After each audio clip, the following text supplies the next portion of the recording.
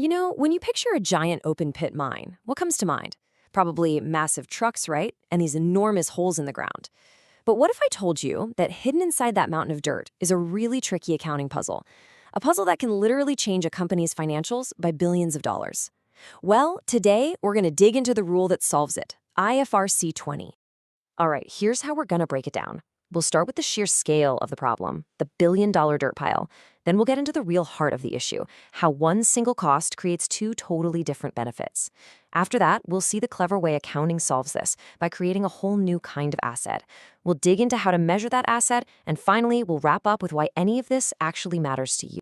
So, first up, the billion-dollar dirt pile. Let's just set the scene and appreciate the physical scale that creates this whole financial headache. It's a pretty simple idea, really. In these big surface mines, the good stuff, the ore, is way down deep. So to get to it, you first have to move a literal mountain of rock and soil that's sitting on top of it. And that stuff has a name. It's called overburden. Moving it is, as you can imagine, an absolutely massive job. And right there, that's the multi-billion-dollar question. Once a mine is actually up and running, this process of moving overburden never stops. So, from an accountant's point of view, what do you do with that huge, ongoing cost? Is it just an expense for the year, or is it something more?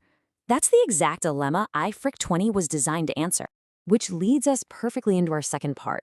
Two benefits, one cost. This is where we get into the central conflict, the thing that makes these costs so unique and, frankly, so tricky to account for. First, let's get our terms straight. We are talking specifically about something called production stripping. Now, this is important. This is not the initial digging to set up the mine. This is the continuous removal of that waste material that's happening day in and day out while the mine is actively churning out ore. And here's the twist. This single activity, just moving dirt from point A to point B, actually gives the mining company two completely separate benefits. In that duality, that's the whole reason we need a special accounting rule for this. And this lays it out perfectly. On the one hand, you have the today benefit. Moving that overburden uncovers ore you can process right now. That becomes your inventory, a current asset. That's benefit number one. But at the exact same time, you get the tomorrow benefit. By clearing that layer, you've also opened up access to a deeper section of ore that you might not get to for months or even years. See the problem? One cost, two very different timelines. So how in the world do you account for that? Well, that brings us to Section 3, creating a new asset. This is the really elegant solution that IFRIC 20 brings to the table. The solution is just beautiful in its logic. You split the costs to match the two benefits. So the part of the cost that got you today's ore, that gets treated as part of the cost of your inventory. But, and here's the big move, the part of the cost that gives you better access to future ore can be capitalized. It actually becomes a new asset on your balance sheet, something called a stripping activity asset. Okay, but it's not a free-for-all. You can't just start calling any hole in the ground an asset. The standard lays down the law with a strict three-part test. First, you have to show it's probable you'll actually make money from this new access. Second, you have to be able to identify the specific component of ore you can now get to. And third, you need to be able to reliably measure exactly what it cost to clear that path. You got to check all three boxes, no exceptions. Now here's a really important nuance. This new asset doesn't just show up on the balance sheet all by itself. It's treated as an addition to or an enhancement of an existing asset, usually the mine itself.